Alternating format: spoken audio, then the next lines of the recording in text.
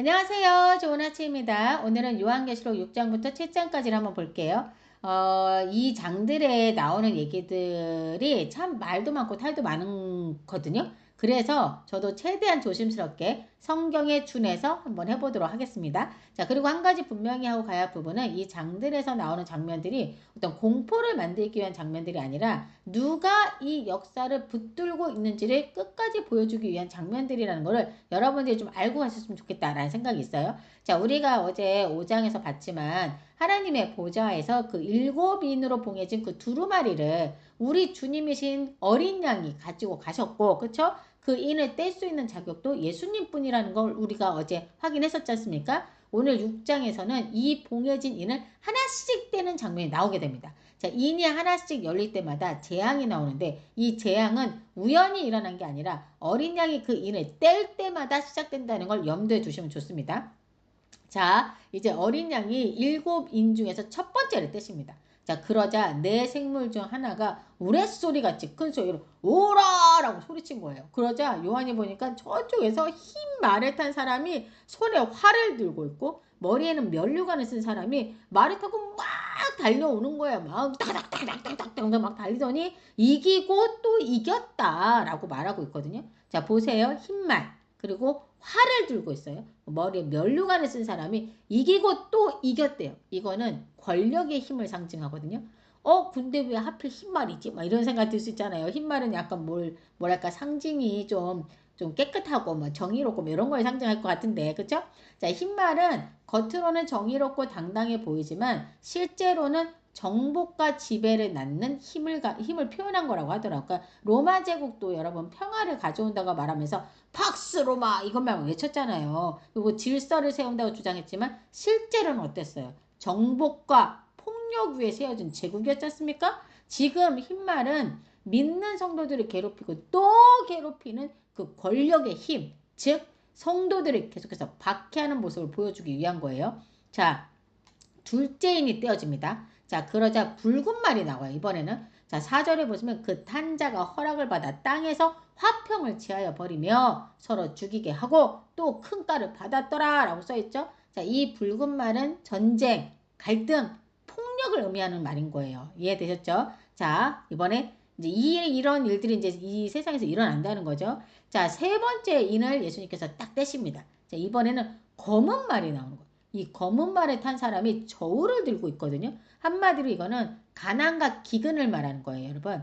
6절에 내 생물 사이로부터 나는 듯한 음성을 들으니 한 데나리온의 밀 한 대요. 한 데나리온의 보리 석대로다. 이렇게 얘기하고 있거든요. 여기서 한 데나리온은 하루 품삯이에요. 그러니까 지금으로 따지면 약 10만 원 정도죠. 그 10만 원으로 밀 한 대. 밀 조금밖에 못 산다는 거예요. 예? 그러니까 얼마나 이게 지금 이게 지금 경제가 무너졌다는 걸 알 수 있죠. 자, 근데 포도주와 감람류는 해치지 말래요. 자, 이 포도주와 감람류는요 부유층이 사용하는 물품이거든요. 즉 사치품 같은 거였던 거죠. 자, 근데 이건 건드리지 말래요. 이게 뭡니까? 누구에게나 오는 자연재해와 같은 그런 기근이 아닌 거예요. 이게 경제 시스템의 붕괴, 부자와 가난한 자의 격차가 확대되는 그런 불평등이 더 심해진다는 걸 말하고 있는 겁니다. 자, 이번에 이제 네 번째 인이 떼집니다. 자, 그러자 저쪽에서 청황색 말이 나오는 거예요. 막 따그락따그락 막 우선 오는 거예요. 자, 그 탄자의 이름이 사망이랍니다. 사망. 예? 8절에 그 탄자의 이름은 사망이니 음부가 그 뒤에 검은 그 그림자 같은 그 음부가 그 뒤를 무섭지 않습니까? 막 그 따르더라. 막 이렇게 써 있어요. 그들의 땅 3분의 1을 권세를 얻어 검과 흉년과 사망과 땅의 짐승으로서 죽이더라. 너무 무섭지 않습니까? 자, 이제 다섯 번째 인을 뗍니다. 자, 근데 이번에는 말이 안 나타나고 다른 장면이 나와요. 9절에 내가 보니 하나님의 말씀과 그들이 가진 증거로 말미암아 죽임을 당한. 자, 보세요. 내가 보니까 요한이 본 거예요. 요한이 보니까 하나님의 말씀과 그들이 가진 증거로 말미암아 죽임을 당한 영혼들이 지금 제단 아래서 큰 소리로 불러 이르되 거룩하고 참되신 대주제여 땅에 거하는 자들의 심판하여 우리 피를 갚아주지 아니하시기를 어느 때까지 하시려나이까 막 너무 억울함을 좀 호소하고 있는 거예요. 제 원한을 도와주십시오 하고 막 클레임을 제기하는 모습인 거예요. 자, 그러자 예수님께서 그들에게 각각 한 두루마기를, 이 흰 두루마기를 주시면서 그래, 내가 다 안다. 잠시만 쉬면서 기다려다오. 너희들의 종들과 형제들도 자기처럼 죽임을 당하여 그 수가 차기까지 기다리거라 라고 얘기하신 거예요. 그러니까 여러분 지금 죽임을 당한 이들이 지금 어디에 있다고 했어요? 재단 아래에 있다고 말하고 있는 거 보셨죠? 즉 이들의 죽음을 예수님은 희생 제물로 받으셨다고 말씀하고 계신 거예요. 그냥 모르세 하는 게 아니라 다 기억하고 계시되 아직은 때가 아니니 잠시 쉬면서 기다리라고 말씀하신 거예요. 자, 이제는 6번째로 가볼게요. 12절에 여섯째 이는 때니까 큰 지진이 나며 해가 검은 털로 짠 상복같이 너무 무섭지 않습니까? 상복같이 검어지고 달은 온통 피같이 되며 하늘의 별들이 무화과 나무가 대풍에 흔들려 설익은 열매가 떨어지는 것 같지만 우수수수수 하고 땅에 떨어지며 하늘은 두루마리가 말리는 것 같이 떠나가고 각 산과 섬이 제자리에서 옮겨지며 와, 이게 뭔 말이야 이게 완전히 막 우주가 다 없어질 것 같은데요. 자, 이래서 지금 요한계시록이 정말 무섭다, 그렇게 무섭다고 하지 않나 싶은 생각이 들더라고요. 막 해가 검은 털로 짠 상복같이 검어져 피같이 막 온통 다리 피같이 핏빛이 되고 자, 지금 여섯째 인이 떼지자 심판의 모습이 나오고 있는 거예요. 그러니까 하늘이 말려가 버리잖아요. 말려가 버리고 각 산과 섬이 제자리에서 옮겨진대요. 그쵸? 자, 성경에서는 해, 달, 별들은 보통 질서, 안정, 기준을 표현할 때 쓰이는 말들이고 땅, 그리고 산, 섬 이런 거는 권력, 체제, 안전장치들은 표현하는 말로 볼 수 있다고 하더라고요. 근데 지금 이것들이 지금 다 흔들리는 거잖아요. 다 흔들리는 건 사람들이 절대적으로 믿던 것들이 더 이상 버팀목이 되지 못한다라는 걸 보여주는 거예요. 그러니까 인간이 주인 행세하던 시간이 끝나고 하나님이 왕으로 드러나는 날이 온다는 거죠. 자, 근데요, 여러분, 우리가 지금 요한이 본 장면들을 이미 구약의 여러 선지자들이 말했었던 거 아십니까? 이걸 지금 요한에게 처음 보여주시는 게 아닌 거였어요. 자, 이사야 선지자한테도 보여줬거든요. 이사야서 34장 4절에서 이사야 선지자가 하늘의 만상이 사라지고 하늘들이 두루마리처럼 말릴 것이요 그 만상이 떨어지기를 포도나무의 잎이 떨어진 같고 무화과 나무의 잎이 떨어진 같으리라 라고 말하고 있어요. 자, 그리고 요엘서에서 2장 31절에서 뭐라고 얘기하냐? 해가 어두워지고 달이 핏빛같이 변하려니와 이는 여호와의 크고 두려운 날이 이르기 전이라 라고 말하고 있죠. 그러니까 이미 하나님은 구약의 많은 선지자들에게 다 보여주셨던 거예요. 계속해서 경고하셨던 거예요, 여러분. 예? 자, 근데요, 이런 자연현상이 무서운 게 아닌 거예요. 지금 15절 이하를 보면요. 세상의 임금과 왕족들과 장군들과 부자들과 강한 자들과 모든 종과 자유인이 굴과 산들의 바위 틈에 숨어 산들과 바위에게 말하되 산들과 바위한테 말했대요. 우리 위에 떨어져라. 우리 위에 떨어져서 우리가 보좌에 앉으신 이의 얼굴에서와 그 어린 양의 진노에서 우리를 가려다오 라고 말하고 있다는 거예요. 그러니까 지금 이들은 이 자연재해보다 뭐가 더 두려운 거예요? 하나님의 심판의 날에 하나님을 뵙는 게 더 두려운 거예요. 예? 자, 요한계시록 6장은 세상이 흔들리고 심판이 시작되는 장면으로 끝이 나거든요. 자, 그리고 마지막에 이런 질문을 하잖아요. 그 큰 날에 누가 능히 설 수 있겠는가? 이 질문에 대한 대답이 바로 7장에서 나오는 겁니다. 자, 7장은 재앙이 계속되기 전에 하나님께서 잠시 멈추게 하는 장면으로 시작을 하거든요. 여러분 그 드라마 같은 거 보다가 결정적인 순간에 광고 60초 후에 광고를 보고 오겠습니다. 이런 거 하잖아요. 뭐 그런 거 막 짜증나잖아요. 그 광고와 같은 장이 지금 7장이라고 보시면 되거든요. 우리가 6번째 인까지 받고 아직 7번째 인이 안 떼어진 상황이지 않습니까? 자, 그럼 광고 보고 오도록 하겠습니다. 하고 그 광고가 지금 7장이라고 보시면 되는 거예요. 자, 보시면 1절에 이 일 후에 4명의 천사들이 땅 네 모퉁이에서 바람을 붙잡고 있어요. 자, 지금 이 일 후란 6번째 인이 떼어져서 산들과 바위 막 지진이 막 났잖아요. 산들과 바위 틈과 굴 속에 숨어 있을 때 하나님을 직면하는 게 무섭고 어린 양의 그 진노가 무서워서 숨어 있는 이 일이 있은 후에 이걸 말하는 거예요. 자, 여러분 내 천사가 땅 사방에 바람을 잡고 있잖아요. 근데 그때 다른 천사가 하나님의 막 도장 같은 인을 가지고 해돋는 데로부터 올라와서 땅과 바다를 해롭게 할 권세를 받은 네 천사. 그러니까 이 네 명의 천사들은 땅과 바다를 해롭게 할 권세를 받은 천사들인 거예요. 이 네 천사들을 향해서 뭐라고 얘기하냐? 큰 소리로 잠깐! 우리가 우리의 하나님의 종들의 이마에 인치기까지 땅이나 바다나 나무들을 해치지 말아라! 이렇게 얘기를 한 거예요. 자, 이유는 하나입니다. 그건 바로 하나님의 백성에게 인을 치기 전까지는 재앙이 임하지 않게 하겠다는 거예요. 즉, 이 네 천사가 이 바람을 놓으면 그때부터는 안 믿는 불신자들에 대한 심판이 있는 건 겁니다. 여러분 아시겠죠? 자, 근데요, 여러분 이 이마에 인치는 장면도 또 구약의 에스겔서도 나오는 거 아십니까? 에스겔서 9장에도 이 장면이 나와요. 이 당시는 예루살렘의 심판을 앞두고 있을 때였거든요.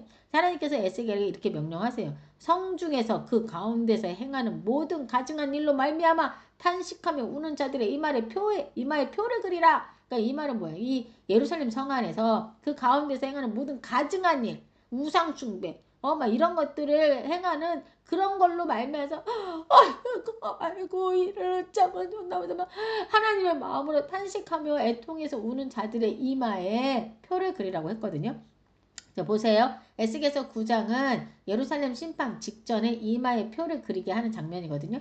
이거는 심판 중에서도 구별하시겠다는 거예요. 근데 오늘 요한계시록 7장에서도 재앙이 시작되기 직전에 하나님의 자녀들에게 이마에 인을 치라고 하시잖아요. 왜요? 재앙 중에서도 구별하기 위해서인 거예요. 자, 그럼 이 이마에 인을 치고 표를 그린다는 게 뭔가? 여러분, 우리가 구약을 읽어왔잖아요. 근데 기억이 안 나실 것 같아서 말씀드릴게요. 신명기 11장 18절에 보면 이 말씀을, 하나님의 말씀을 너희의 마음과 뜻에 두고 이마에 붙여 표로 삼으며 손목에 매라 라는 말이 있거든요. 자, 이렇듯 이마는요, 성경에서 생각, 판단, 정체성 이런 걸 상징하는 거예요. 그러니까 이마에 인을 치고 표를 그린다는 말은 이 사람이 지금 누구에게 속한 사람인가, 하나님께 있는 사람인 거를 확인하는 겁니다. 뭘로? 정체성, 그 사람의 생각 이런 것들로 확인하는 거예요. 그걸 분명하게 하시겠다는 겁니다. 자, 그래서 이제 이 천사가 인을 치기 시작합니다. 자, 요한이 그 인침을 받은 수를 들어요. 그게 바로 문제 14만 4천이라는 겁니다. 자, 이 숫자를 문자 그대로 해석하면 안 돼요. 예? 하나님의 백성이 완전하게 보호받고 있다라는 상징적인 그냥 표현인 거예요. 그러니까 한마디로 이게 왜 이런 숫자가 나왔냐? 구약의 12지파 있죠. 이스라엘의 12지파. 이 12지파하고 또 신약에서는 누가 있어요? 예수님의 12제자, 12사도가 있죠. 이 구약의 12가 신약의 12명의 이거를 좀 더 풍성하기 위해서 이제 곱해요. 그러면 144가 나와요. 자, 여기서 1000이라는 숫자는요. 충만함의 숫자거든요. 히브리어에서는요. 충만의 숫자가 곱해진 거예요. 그래서 14만 4천이 된 거예요. 그러니까 즉 이 말은 하나님께 속한 자들이 하나도 빠짐없이 다 포함되어 있다라는 걸 뜻하는 말인 거지. 진짜 이 액면가 그대로 14만 4천이다 이렇게 얘기하는 게 아닌데, 어느 이단이야? 하나님의 교회야? 거기서는 14만 4천이라고 꼭 얘기하잖아요. 그 숫자가 채워지기까지 자기 성도를 모으고 막 이러잖아요. 그러니까 이단들이 이런 걸 이렇게 써먹는다니까요. 자, 그리고 5절부터는 이스라엘의 12지파에서 인침을 받은 자들의 숫자가 나와요. 근데 여기서 좀 놀라운 거는 이스라엘의 12지파 중에 그 단지파가 빠져 있어요. 여기에요. 왜 단지파가 빠졌지? 이렇게 봤더니 여러 설이 있는데 단지파가 사실상 우상숭배가 엄청 심했던 그런 지파였거든요. 이 단지파가 정말 큰 문제였어요. 그래서 한마디로 하나님의 백성의 정체성을 훼손하면 하나님의 자녀가 될 수 없다라는 굉장히 무서운 경고이기도 하는 걸 한 게 아닌가라는 생각이 좀 들었거든요. 아예 빼버렸잖아요. 이스라엘 지파에서. 그 대신에 누가 들어가서 요셉이 들어가고 또 레이도 들어간 것 같더라고. 므낫세도 들어가고. 이런 식으로 이제 된 거죠. 자, 9절에 이 일 이후에 요한이 보니 각 나라와 족속과 백성과 방언에서 아무도 능히 셀 수 없는 큰 무리가 나와서 흰옷을 입고 손에 종려가지를 들고 보좌 앞과 그리고 어린 양 앞에 서서 큰 소리로 외쳐 이르되 구원하심이 보좌에 앉으신 우리 하나님과 어린 양에게 있도다 이렇게 얘기한 거예요. 여러분 이 찬양 아시죠? 한번 또 오랜만에 불러봐요. 이거 나 음이 안 되는데요. 한번 시도했다가 또 망치더라도 좀 이해해 주세요.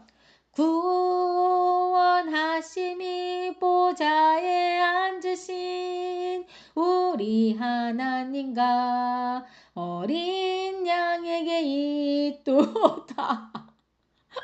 망쳤다.